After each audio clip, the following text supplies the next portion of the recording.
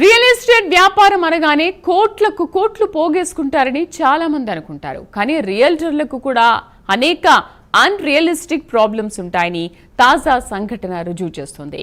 మదనపల్లిలోని NTR circle కు సమీపంలో ఉంటున్న కోళ్ల రాజేంద్ర అనే ఓ రియల్ ఎస్టేట్ వ్యాపారి అప్పుల బాధ భరించలేక ఈ లోకం విడిచి వెళ్లిపోతున్నాను అంటూ ఎంతో హృదయ విదారకంగా మాట్లాడిన మాటలు కంటతడి పెట్టించేలా ఉన్నాయి.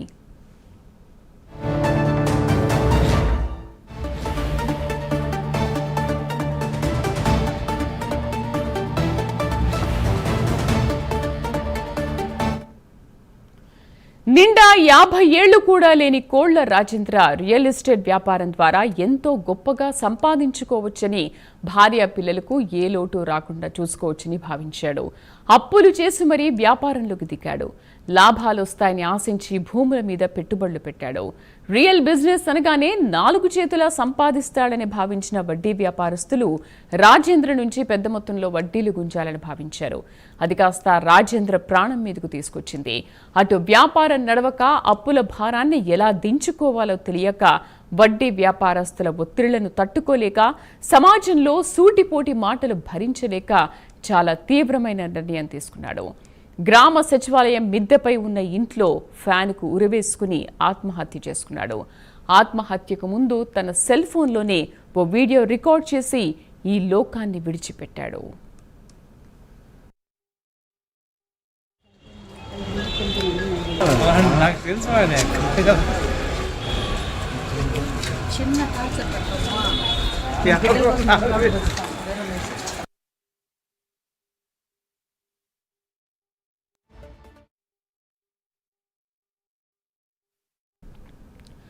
తనకు బతకాలని ఆశ ఉందని, చనిపోవడానికి భయం వేస్తోందని, ఈ సమాజంలో తన వంతుగా ప్రజలకు ఎంతో కొంత మంచి చేసి పోవాలని ఆశపడ్డానని, కానీ వడ్డీ వ్యాపారస్తుల వేధింపులు తట్టుకోలేక ఆత్మహత్య చేసుకోక తప్పడం లేదంటూ ఆఖరిసారిగా మాట్లాడిన మాటలు వ్యాపారవేత్తల్లో కూడా ఆలోచనలు రేకెత్తిస్తున్నాయి.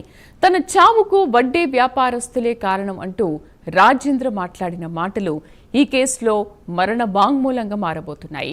దీంతో ఈ వీడియో ఇప్పుడు చిత్తూరు జిల్లాలో కలకలం రేపుతోంది. కొందరికి అన్యాయం జరుగుతుంది, కొందరు బాగుపడిపోతారు. నాకు ఎక్కడ ఇది లేదు, వడ్డీల పాలు అయిపోయినా, వడ్డీలు కట్టలేకపోతున్నా, అధిక వడ్డీలు, వడ్డీల మీద వడ్డీలు, వడ్డీకి వడ్డీ, వ్యాపారం చేయలేకపోతున్నా. ఏమైనా చేద్దామంటే ఎక్కడ పైన నా గురించి చెడ్డగా మాట్లాడుకుంటారు. ఆయన కట్టడు, ఆయన ముంచేస్తాడు, ఆయన చెట్ చేస్తున్నాడు, చెడిపోయినాడు, బతకనివ్వడం లేదు, ఎక్కడ పనులు కానివ్వడం లేదు, ఎక్కడే కానీ పనులు కానివ్వడం లేదు. నన్ను నా గురించి లేనిపోని మాటలు, పైగా ఈ మధ్యకాలంలో గలీజ్ మాటలు అనిపించుకుంటాడు, అందరి దగ్గర నీచమైన మాటలు అనిపించుకుంటాడు, ఎట్లా పడితే అట్లా మాట్లాడిపించుకుంటాడు. భయం, చావాలన్నా భయంగానే ఉంది, కానీ విధి లేని పరిస్థితి. నన్ను సమాజం బతకడం లేదు. అతను ఎట్లా బతుకుంటాడు మరి? నాకెందుకో ఈ దరిద్రం.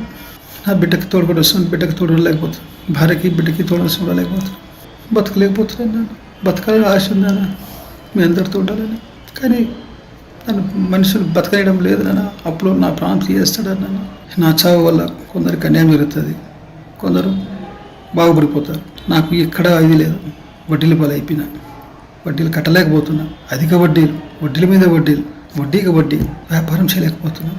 ఏమైనా చేద్దామంటే ఎక్కడ పైన నా గురించి చెడ్డగా మాట్లాడుకుంటారు. ఆయన కట్టడు, ఆయన ముంచేస్తాడు, ఆయన చెట్ చేస్తున్నాడు, చెడిపోయినాడు, బతకనివ్వడం లేదు, ఎక్కడ పనులు కానివ్వడం లేదు, ఎక్కడే కానీ పనులు కానివ్వడం లేదు. నన్ను నా గురించి లేనిపోని మాటలు, పైగా ఈ మధ్యకాలంలో గలీజ్ మాటలు అనిపించుకుంటాడు, అందరి దగ్గర నీచమైన మాటలు అనిపించుకుంటాడు, ఎట్లా పడితే అట్లా మాట్లాడిపించుకుంటాడు. భయం, చావాలన్నా భయంగానే ఉంది, కానీ విధి లేని పరిస్థితి. నన్ను సమాజం బతకడం లేదు. అతను ఎట్లా బతుకుంటాడు మరి? నాకెందుకో ఈ దరిద్రం. నా బిడ్డకి తోడుకొని వస్తుంది, బిడ్డకి తోడు లేకపోతుంది, భార్యకి బిడ్డకి తోడు చూడలేకపోతున్నాను, బతకలేకపోతున్నాను. నన్ను బతకాలని ఆశ ఉందా మీ అందరితో ఉండాలని, కానీ నన్ను మనుషులు బతకనేయడం లేదు. నాన్న అప్పుడు నా ప్రాణం తీయేస్తాడు. నన్ను